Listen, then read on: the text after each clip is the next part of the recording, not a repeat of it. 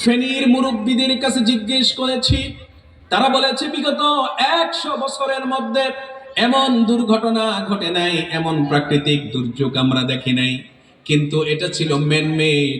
এরা ইচ্ছা করে আমাদেরকে দুর্বল করার জন্যে, আমাদেরকে আর্থিকভাবে ক্ষতিগ্রস্ত করার জন্যে, আমরা যেন তাদের সামনে মাথা নত করি, এই জন্য তারা সেই ব্যবস্থা করেছিল। কথা ঠিক কিনা?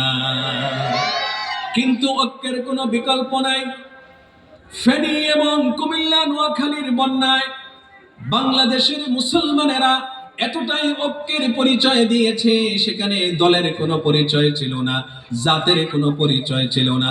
সম্মিলিতভাবে আমরা সেই দুর্যোগকে মোকাবেলা করতে পেরেছি সক্ষমভাবে। কথা ঠিক কিনা? উপস্থিতি, প্রথম কারণ, আমরা যদি ক্ষতিগ্রস্ত হই, আমাদেরকে ক্ষতিগ্রস্ত করতে তারা সংকোচ বোধ করে না। 2 নম্বর কারণ, তারা আল্লাহ রাব্বুল আলামিন বলে দিয়েছেন, আল্লাহ রাব্বুল আলামিন বলেন, ওয়াদ্দু মা আনিতুম, তোমরা বিপন্ন হও, তোমরা ক্ষতিগ্রস্ত হও, এটা তারা কামনা করে।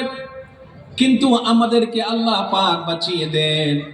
বিগত কয়েক বছরে দেখেন, আমরা যখনই শুনি প্রাকৃতিক দুর্যোগ ধেয়ে আসতেছে, 10 নম্বর সতর্ক সংকেত জানানো হয়।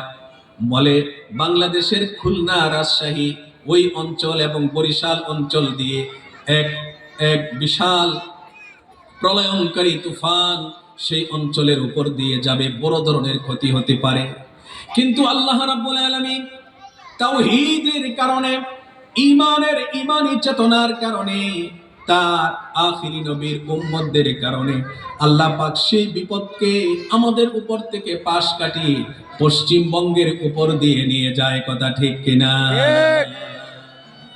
তারা অপেক্ষায় থাকে, এই তো বাংলাদেশ লন্ডভন্ড হয়ে যাবে, কিন্তু আল্লাহ পাক হতে দেন না।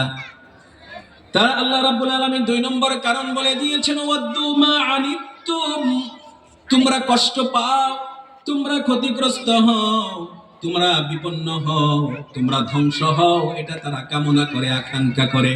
বাঁচায় দেয় একজন, তিনি কে? আল্লাহ পাক।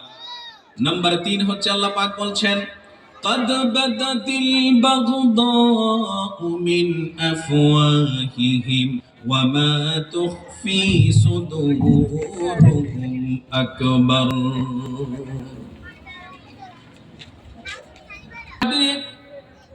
আল্লাহ রাব্বুল আলামিন 3 নম্বর কারণের কথা বলতেছেন, قد بدت البغضاء من أفواههم وما تخفي صدورهم أكبر। আল্লাহ পাক বলছেন, قد بدت البغضاء من أفواههم, তোমাদের প্রতি তাদের মনের ভাবটা কি? তোমাদের প্রতি তাদের মনের ভাবটা কি? এটা তাদের মুখের কথায় প্রকাশ পেয়ে গিয়েছে। এটা প্রকাশ পেয়ে গিয়েছে। قد بدت, এটা প্রকাশ পেয়ে গিয়েছে।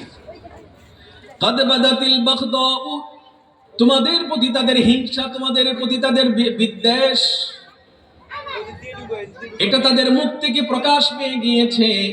ওয়ামা তুখফি সুদুরুহুম আকবার, কিন্তু আরো আছে, তাদের মনের ভিতরে আরো অনেক মারাত্মক বিষয় লুকায়া আছে। এটা আল্লাহ পাক কোরআনে কারিমে বলছেন, এর কিছুটা আমরা আন্দাজ করতে পেরেছি।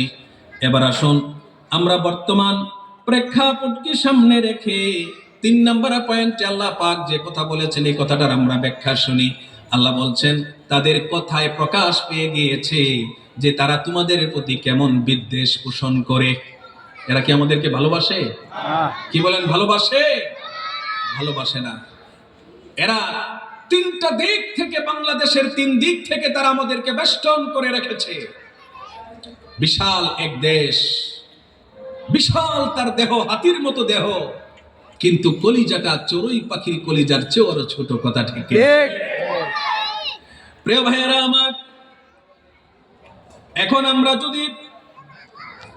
যদি একটু চিন্তা করি, তাহলে দেখতে পাবো তাদের মুখ থেকে কি বের হয়েছে। আমরা দেখতে পাবো আপনারা আসেন, গত মঙ্গলবারের আগের মঙ্গলবার চট্টগ্রামের কোর্ট এলাকায়, চট্টগ্রামের কোর্ট অঙ্গনে আদালত পাড়ায় একটা দুর্ঘটনা ঘটেছে। আপনারা সবাই শুনেছেন, ইসকনের উগ্রপন্থী সন্ত্রাসীরা বর্তমান সরকারের একজন এপিপি, আমার বিশ্ববিদ্যালয়ের ছাত্র, আন্তর্জাতিক ইসলামী বিশ্ববিদ্যালয়ের ল ফ্যাকাল্টির ছাত্র সাইফুল ইসলাম আলিফকে তারা দিনে দুপুরে মানুষের সামনে তারা পৈশাচিক কায়দায় তারা চাপাতি দিয়ে কুপিয়ে তারা হত্যা করেছে। কথা ঠিক কিনা?